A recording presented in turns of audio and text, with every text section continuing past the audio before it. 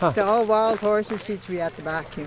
How many horses do you think used to be around? Oh, geez, when I was a kid, there was probably at least 10, maybe 15. No.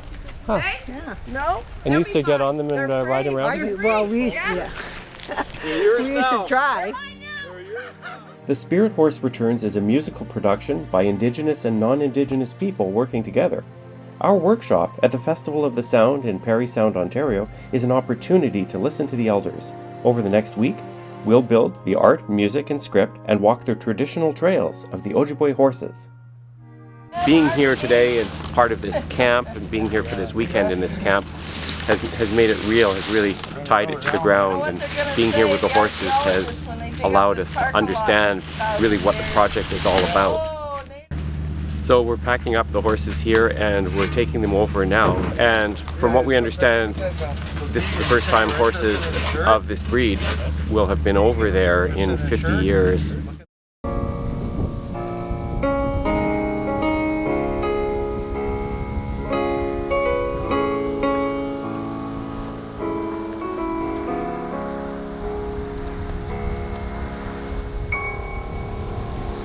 Our show begins with introducing all the instruments of the orchestra.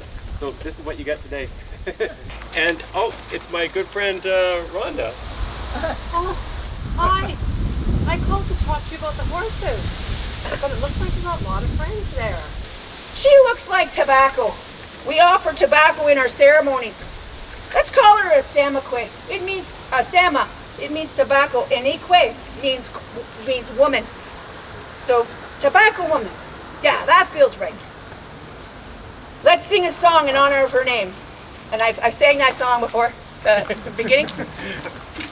It's kind of hot, I gotta jump in the lake after this.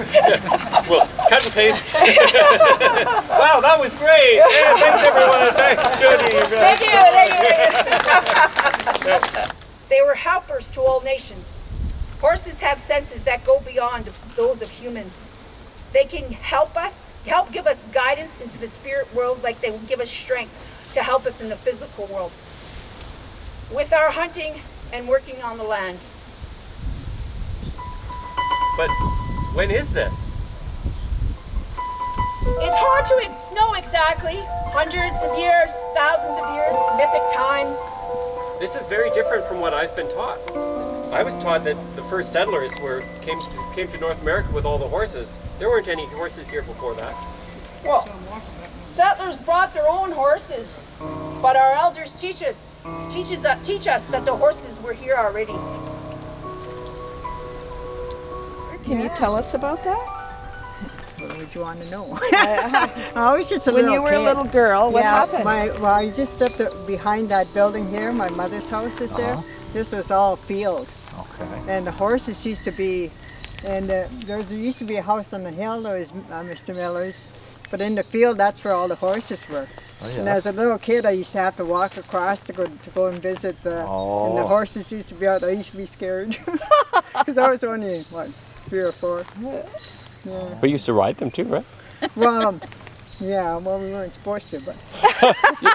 Why weren't you supposed to? Well, because. Did anybody ride?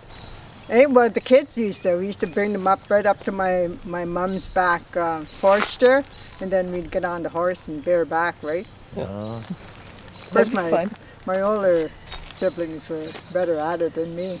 Yeah.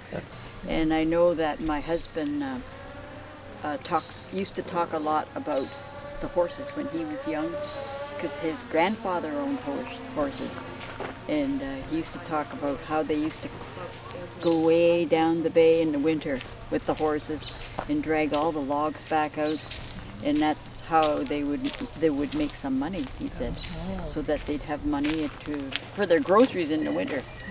And, yeah, it's funny not too many people talk about the wild horses though.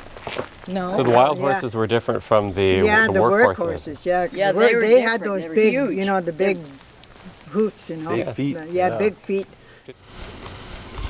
Do you know this is where they used to be? Really? This is exactly where the horses used to hang out. Right here. I was going to say, my grandmother used to tell us stories of the wild horses. Yeah, and these horses haven't been here for over 45 years. Yeah. So when we took pictures this morning of them coming off that trailer, It was like, I just started crying. That's why they ran. They knew they were home. And then Terry lets them off, and they ran down the road. They took off. Called Did they raid the small- gardens? Yes. They probably did, yeah, because they were trying to make us farmers at that time, eh? Yes. So everybody had a garden. Yeah. Yeah. And the ponies would come and raid the garden. Yes, probably. Well, we used to too. Oh, they were perfect size to do the work we asked them to do, such as haul logs, work the trap lines, and move from winter camp to our summer camp. There are some stories about how the horses lived around the villages in the winter months and moved to good grazing lands in the spring and summer. So they weren't wild horses, but they weren't tied up either.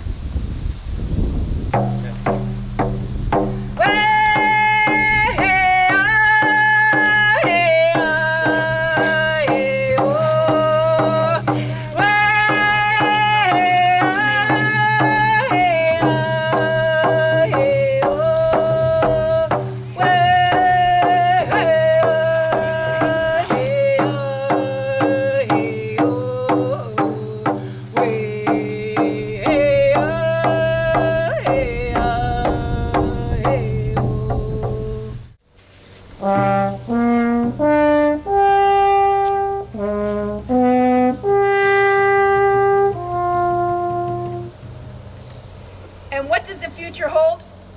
Well, we hope there will be more and more First Nations rediscovering their connections to the Indigenous horse, forming new connections, and maybe someday there will be again horses throughout all Turtle Island, spirit helpers to all people, as they have been throughout time.